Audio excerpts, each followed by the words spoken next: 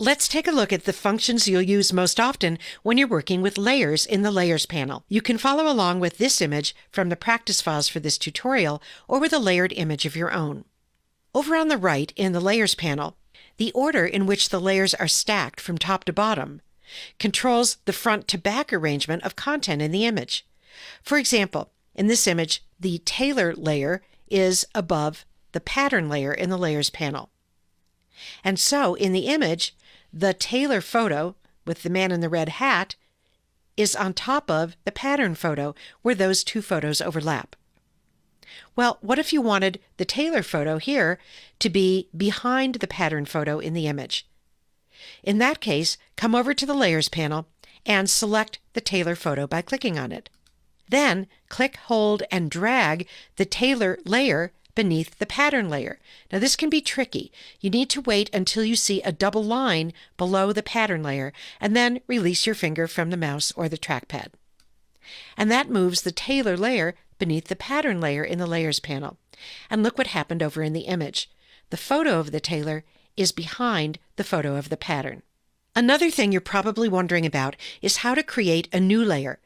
Let's say that I want a new empty layer on which I could add pixels, maybe by painting with the brush tool. First, think about where you want to add the layer in the layer stacking order and select the layer just below that. In this example, I'd like to add a new layer above the Pattern layer because I want to paint on top of this pattern. So I'll go to the Layers panel and I'll select the Pattern layer, and then I'll create my new layer by going to the bottom of the Layers panel and clicking this icon with the turned up page corner. That creates a new layer above the Pattern layer. Adding a layer this way creates a pixel-based layer on which you could do things like add color. If you use a different tool like the Type tool or the Shape tool, or if you use the Place Embedded command to add a new photo or another image to a composition, all as we'll do later in this tutorial series, Photoshop will make a new layer for you automatically. So don't be surprised if you see extra layers in your Layers panel when you use any of those functions. When you do make a new layer, it's a good idea to give it a name that's meaningful to you, so it's easier to find later. To rename any layer, double-click right on the layer name and type right over it to enter your own name. I'm going to type Paint and then press Enter or Return on the keyboard. Now let's put this new layer to use by adding some color to it. I'll go up to the Swatches panel. If your Swatches panel isn't open, open it from the Window menu at the top of the screen. In the Swatches panel, I'm going to click on a color. You can use any color you like. And then I'll move over to the Tools panel, where I'll select the Brush tool.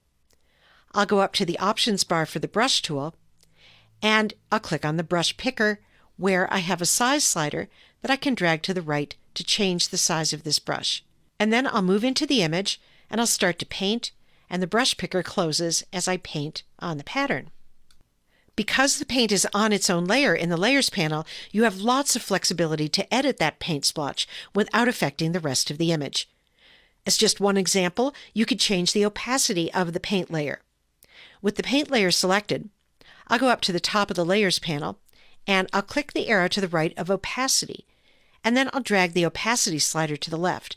Keep your eye on the paint splotch as I do this, and you can see that it gets less and less opaque or more transparent.